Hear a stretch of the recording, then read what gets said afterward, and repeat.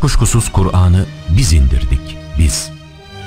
Onun koruyucuları da elbette biziz.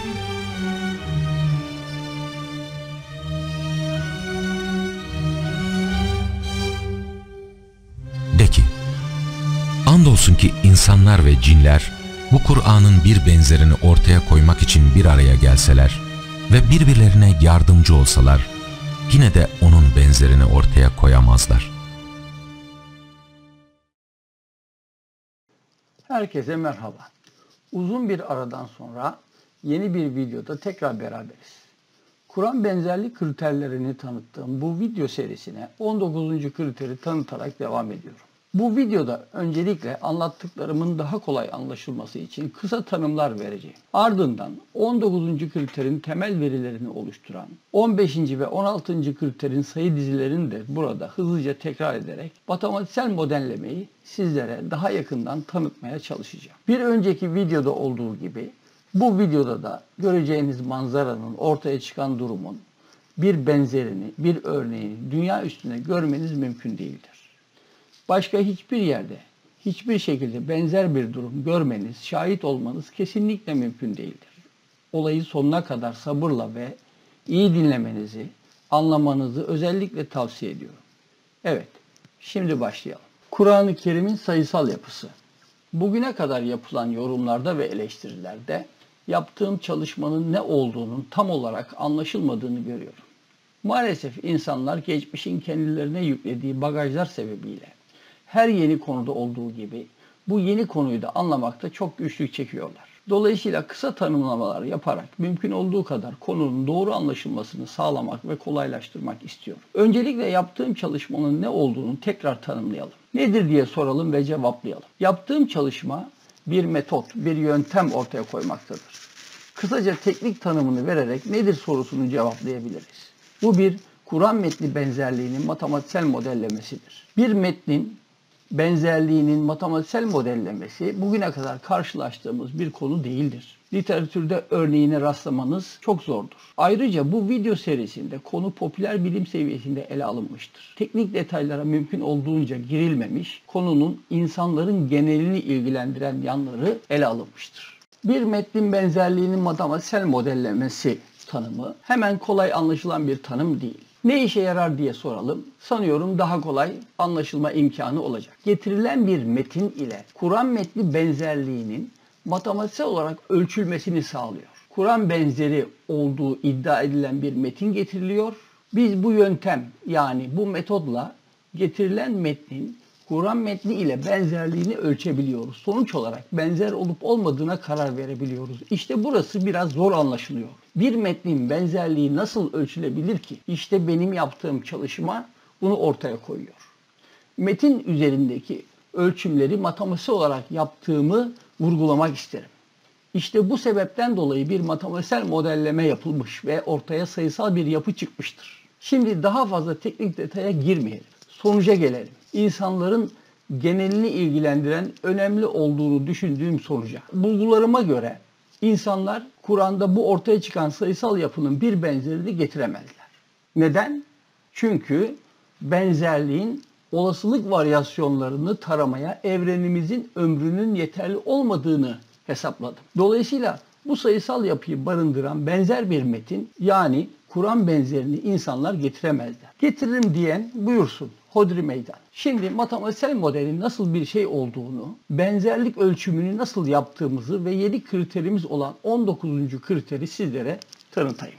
Kur'an metninin kendine has bir takım özellikleri vardır. Metinde bazı harfler özellikle öne çıkarılmış, surelerin başında özellikle belirtilmiş. Kur'an metni matematiksel modellemeye uygun bir metindir. Metnin benzerliğinin matematiksel modellemesinde bizzat metnin kendisinin özellikle öne çıkardığı Arapça hurufu mukatta denilen benim kodlama harfleri dediğim bu harflerin Hamim grubu surelerindeki sayılarını ve surelerin ayet sayılarını ekrandaki tablolarda görmeniz mümkündür. Geçtiğimiz videolarda ayet bazında konuyu ele aldığımızda 419 satırlık bir tablonun oluştuğunu söylemiş ve tablonun her satırı yani her ayetinin bir kodlama sayısı ürettiğini belirtmiştik.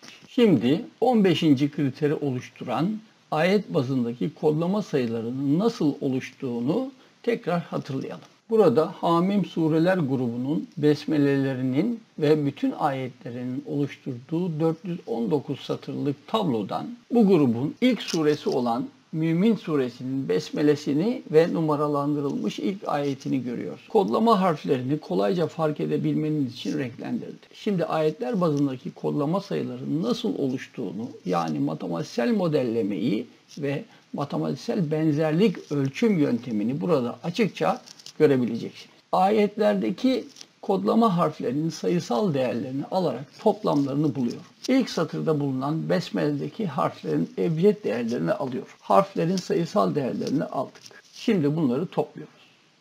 Sonuç 136. Birinci ayete bakalım. Harflerin sayısal değerlerini aldım ve topladım. Sonuç 48. İkinci ayet. Harflerin sayısal değerlerini aldım ve topladım. Sonuç 80. Üçüncü ayet. Toplam 40. Dördüncü ayet toplam 80. Beşinci ayet harflerin sayısal değerlerini yine aldım ve topladım. Sonuç 352. Altıncı ayet harflerin sayısal değerlerini aldım, topladım. Sonuç 96. Bu şekilde kesintisiz olarak 419 satırlık tabloya surelerin besmelelerine ve bütün numaralandırılmış ayetlerine doğal sırasına hiç müdahale etmeden, Kur'an'ın verdiği sırayı hiç bozmadan bu işlemi aynı şekilde tek tek uyguluyorum. Ve her ayetin kodlama sayısını buluyorum. Şimdi burası çok önemli. Lütfen iyi konsantre olalım. İşte bu şekilde metnin özellikle öne çıkardığı harflerin metnin ayetlerindeki sayısal karşılıklarını bularak bir matematiksel modelleme yapıyoruz. Ve metnin matematiksel karakteristiğinin bu özelliğini, metnin benzerliğini ölçmek üzere ortaya çıkarmış oluyoruz. Böylece yeni getirilen ve Kur'an'a benzer olduğu iddia edilen metne aynı işlemi uygulayarak metnin Kur'an metniyle benzer olup olmadığını ölçme imkanına kavuşmuş oluyoruz. Yeni getirilen metnin içindeki harflerin sayısal değerlerinin oluşturduğu kodlamalar Kur'an metnindeki denklikleri sağladığında iki metnin benzer olduğunu söyleyebileceğiz. Denklikler sağlanmıyorsa benzer olmadığını da rahatlıkla söyleyebileceğiz. Devam edelim. Daha sonra bulduğum ayetler bazında kodlama harflerinin toplamları olan 419 sayıyı sırasına göre ardışık sıralayarak kodlamayı oluşturacağım. İşte size Hamim grubu surelerinde bulunan kodlama harflerinin sayısal değerlerinin ayetler bazındaki toplamlarından oluşan 1143 basamaklı büyük sayı kodlama. Bu sayı dizisi bu videonun esas konusu olan 19. kriterin önemli bir parçasıdır. Bu yüzden tekrar ele aldım ve burada metnin benzerliğinin matematiksel modellemesinin nasıl bir şey olduğunu iyi bir örnek ile size anlatma imkanı yakaladık. Bu 1143 basamaklı kodlama, Kur'an metni benzerlik modelleme kriterlerini tam olarak sağlar, 7'ye ve 19'a tam olarak bölünür. Matematiksel denklikler ortaya çıkar. İşte bu şekilde metnin özellikle öne çıkardığı harflerin, metnin ayetlerindeki sayısal karşılıklarını bularak bir matematiksel modelleme yaptık ve metnin matematiksel karakteristiğinin bu özelliğini, metnin benzerliğini ölçmek üzere ortaya çıkarmış olduk. Metnin bir benzerlik kriteri olarak artık yazabiliriz. Böylece yeni getirilen ve Kur'an'a benzer olduğu iddia edilen metne aynı işlemi uygulayarak metnin Kur'an metni ile benzer olup olmadığını ölçme imkanına kavuşmuş oluyoruz. Yeni getirilen metnin içindeki harflerin sayısal değerlerinin oluşturduğu kodlamalar, Kur'an metnindeki denklikleri sağladığında iki metnin benzer olduğunu söyleyebileceğiz.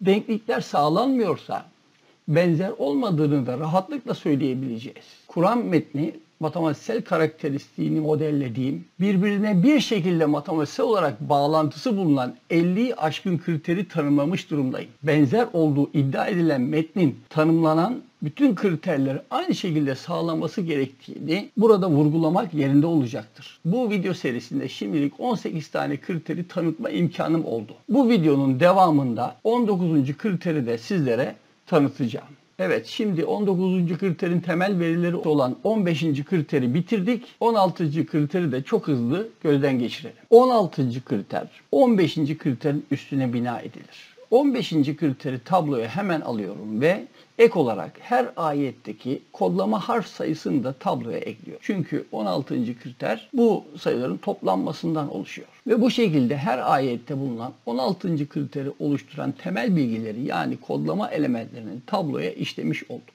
16. kriterin ayetler bazında oluşan kodlama sayılarına ulaşalım. Besmele için ayet numarası, ebced toplamı ve kodlama harf sayısı toplam 141 oluyor. Birinci ayet için ayet numarası 1, ebced toplamı 48, harf sayısı 2, toplam 51 oluyor. İkinci ayet için ayet numarası 2, ebced toplamı 80, harf sayısı 2, toplam 84 oluyor. Ve diğer ayetler için aynı şekilde hesaplıyoruz. 419 satırlık tablonun başından aldığımız bu bölümün 16. kritere ait ayet bazındaki kodlama sayılarını yazdık.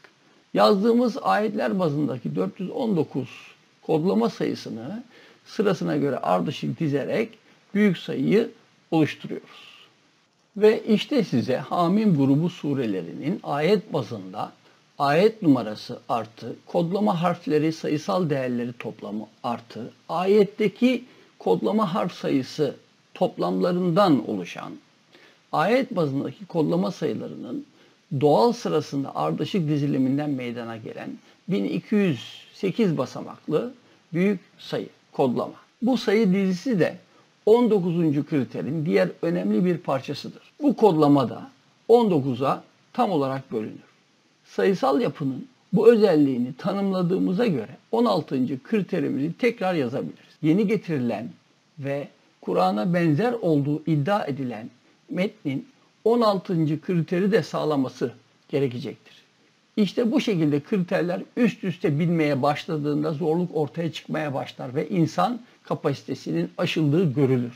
Sadece bu iki kriterin oluşturulması için taranması gereken varyasyon sayısı yaklaşık olarak 10.000 çarpı 10.000 100 milyon varyasyondur. Bu olasılık hesabı doğal iterasyon dikkate alınarak yapılmıştır ve bilgisayarla yaklaşık 30 saatte bulunabilecek bir değerdir. Şimdi yeni tanıtacağım 19. kritere geçebiliriz. Ekranda gördüğümüz tablodaki sayıların nasıl oluştuğunu detaylarıyla açıklamış bulunuyoruz. Yeni anlatacağım kriter olan 19. kriteri ekranda ilk 7 satırını gördüğümüz 419 satırdan oluşan bu tabloda kırmızı olarak yazdığım sütun 1 ve sütun 2'deki sayı dizileri oluştururlar. Şimdi bu iki sütundaki sayı dizilerini ele alıyoruz. Sütun 1 ve sütun 2. Bu şekilde aşağı doğru 419 satır devam ediyor. Biz ekranda ilk 8 satırı görüyoruz. Sütun 1, 15. kriteri oluşturan sayı dizisi 7 ve 19'u sağlıyordu.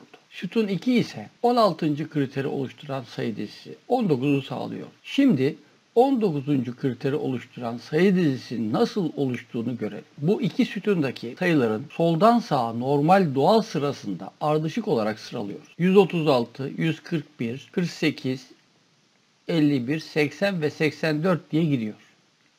İki sütundaki bütün sayıları bu şekilde sıralıyor ve 2351 basamaklı yeni bir sayı dizisi, yeni bir kodlama elde ediyor. Bu sayı dizisi diğerlerinde olduğu gibi metnin matematiksel karakteristiğini barındırmaktadır ve 7'ye tam olarak bölünmektedir. Şimdi bir de sağdan sola sıralamaya bakalım. Yine bu iki sütundaki sayıları bu sefer sağdan sola doğal sırasında ardışık olarak sıralıyor. 141, 136, 51, 48, 84 ve 80 diye gidiyor.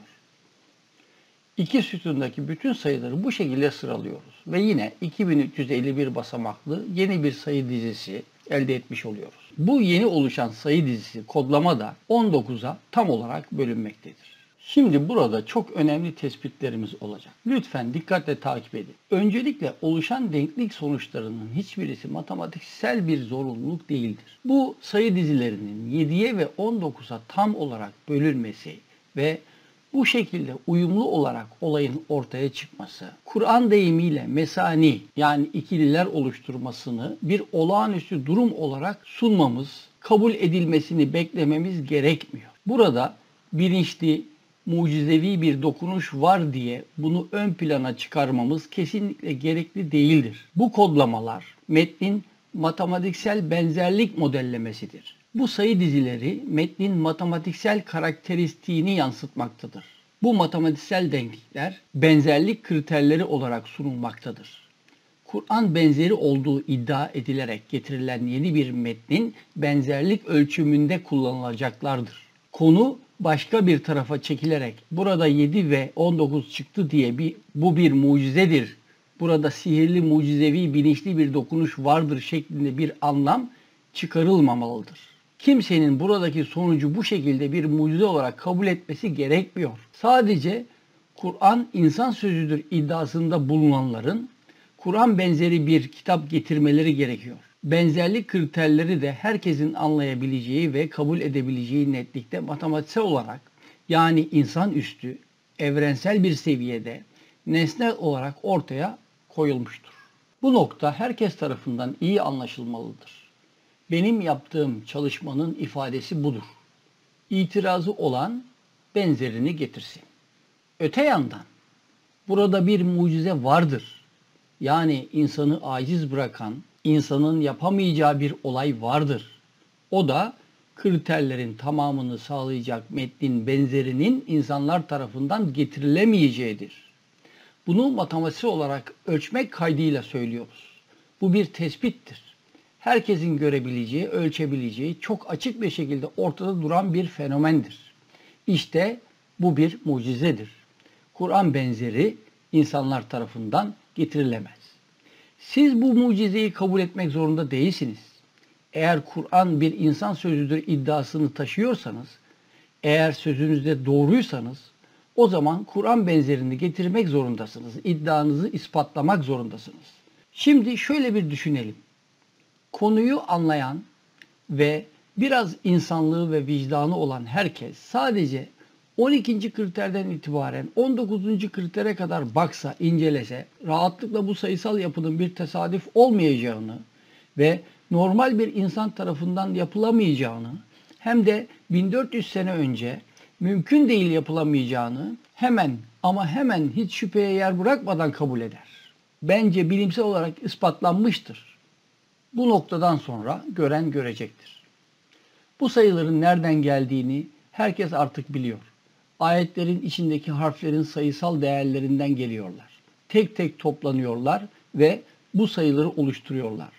Denk mi gelmiş diyeceğiz. Bu olacak iş mi? Lütfen ekrandaki sayıların dansına bakınız. Bu ekranda gördüğünüz manzara kodlamanın, matematiğin ötesinde bir olgudur bence. Burada sayılarla, kodlama tekniğiyle bir sanat icrasını görüyorum. Sayıların bu ahengi, denklikleri bu şekilde sağlamaları, bu dansı bence bu açıkça bir sanattır. Ve burada ilahi sanatı net bir şekilde görebiliyorum. Devam edelim. Evet, ekranda iki sütun sayı dizisinin doğal sırasına göre soldan sağa ardışık diziliminden oluşan 2351 basamaklı kodlamanın tamamını görüyorsunuz. Bu kodlama 7'ye tam olarak bölünerek Kur'an kriterini sağlar. Sayısal yapının bu özelliğini ortaya koyduğumuza göre artık yeni kriterimizi yazabiliriz. Kriter 19.1. Şimdi diğer dizilimin kriterini yazalım. Evet, şimdi de ekranda iki sütun sayı dizisinin doğal sırasına göre sağdan sola ardışık diziliminden oluşan 2351 basamaklı kodlamanın tamamını görüyorsunuz. Bu kodlamada 19'a tam olarak bölünerek Kur'an kriterini sağlar. Sayısal yapının bu özelliğini de ortaya koyduğumuza göre yeni kriterimizi yazabiliriz. Kriter 19.2. Tanımladığımız bu kriterler metnin matematiksel benzerlik modellemesidir. Bu sayı dizileri metnin matematiksel karakteristiğini yansıtmaktadır. Bu matematiksel denklikler benzerlik kriterleri olarak sunulmaktadır. Kur'an benzeri olduğu iddia edilerek getirilen yeni bir metnin benzerlik ölçümünde kullanılacaktır. Benzerini getiririm diyen buyursun. Şimdi ilgilendiğimiz iki sütunu tersten ele alıyoruz. Ekranda sütunları sondan itibaren görüyorsunuz. 419. satır, 418. satır, 417 diye yukarıya doğru gidiyor. Sütun 1 ve sütun 2. Bu iki sütundaki sayıların sağdan sola doğal sırasında ters ardışık olarak sıralıyoruz. 445, 400, 166, 128, 206 ve 168 diye gidiyor. İki sütundaki bütün sayıları bu şekilde sıralıyoruz. Ve 2351 basamaklı yeni bir sayı dizisi, yeni bir kodlama elde ediyoruz. Bu sayı dizisi diğerlerinde olduğu gibi metnin matematiksel karakteristiğini barındırmaktadır ve 19'a tam olarak bölünmektedir. Şimdi bir de soldan sağa ters ardışık sıralamaya bakalım. Yine bu iki sütundaki sayıları bu sefer soldan sağa ters ardışık olarak sıralıyoruz. 400, 445, 128, 166, 168 ve 206 diye gidiyor. İki sütundaki bütün sayıları bu şekilde sıralıyoruz ve yine 2351 basamaklı yeni bir sayı dizisi, yeni bir kodlama elde etmiş oluyoruz. Sayıların adeta yine dans ederek sayı dizilerini oluşturduğuna şahit oluyoruz. Bu yeni oluşan sayı dizisi kodlamada 19'a tam olarak bölünmektedir. Tekrar söylüyorum, bu denkliklerin oluşumunda matematiksel bir zorunluluk yoktur. Bu konuyu anlayan hayran kalır. Anlamayan maalesef cahil kalır. Kriterleri yazalım. Evet, şimdi ekranda iki sütun sayı dizisinin doğal sırasına göre sağdan sola ters ardışık diziliminden oluşan 2351 basamaklı kodlamanın tamamını görüyorsunuz. Bu kodlamada 19'a tam olarak bölünerek Kur'an kriterini sağlar. Sayısal yapının bu özelliğini de ortaya koyduğumuza göre yeni kriterimizi yazalım. Kriter 19.3. Şimdi ters dizilim kriterini yazalım. Evet, şimdi de ekranda iki sütun sayı dizisinin doğal sırasına göre soldan sağa ters ardışık diziliminden oluşan 2351 basamaklı kodlamanın tamamını görüyorsunuz. Bu kodlamada 19'a tam olarak bölünerek Kur'an kriterini sağlar. Sayısal yapının bu özelliğini de ortaya koyduğumuza göre artık yeni kriterimizi yazabiliriz. Kriter 19.4. Tekrar söylüyorum, tanımladığımız bu kriterler metnin matematiksel benzerlik modellemesidir. Bu sayı dizileri metnin matematiksel karakteristiğini yansıtmaktadır. Bu matematiksel denklikler benzerlik kriterleri olarak sunulmaktadır. Kur'an benzeri olduğu iddia edilerek getirilen yeni bir metnin benzerlik ölçümünde kullanılacaktır. Benzerini getiririm diyen buyursun. İşte bu bir mucizedir. Kur'an benzerini insanlar getiremezler. Siz bu mucizeyi kabul etmek zorunda değilsiniz. Eğer Kur'an bir insan sözüdür iddiasını taşıyorsanız, eğer sözünüzde doğruysanız o zaman Kur'an benzerini getirmek zorundasınız. İddianızı ispatlamak zorundasınız. Uyduruyorsunuz diyenlere Kur'an'ın cevabı çok açıktır. Yoksa onu o uydurdu mu diyorlar. De ki, eğer doğru söylüyorsanız, siz de onun benzeri olan 10 tane uydurulmuş sure getirin ve Allah'tan başka çağırabildiklerinizde çağırın. Eğer yardıma çağırdıklarınız size cevap vermedilerse, bilin ki bu Kur'an ancak Allah'ın bilgisiyle indirilmiştir ve ondan başka ilah da yoktur. Artık siz kendinizi Allah'a teslim etmeyecek misiniz? Dikkatinizi çekerim. Kur'an ayetinin gösterdiği gerçek aynen yaşanıyor. İtiraz edenlere benzerini getirin dediğimizde bir cevap veremiyorlar. Bugüne kadar benzeri olduğu iddia edilen bir metin getirilememiştir. Evet, bu videoyu da burada bitiriyoruz. Kriterler dizisinin yeni kriterlerini tanıtacağım videolarda görüşmek üzere. Sevgi ve sağlıcakla kalınız. Beni dinlediğiniz için teşekkür ederim.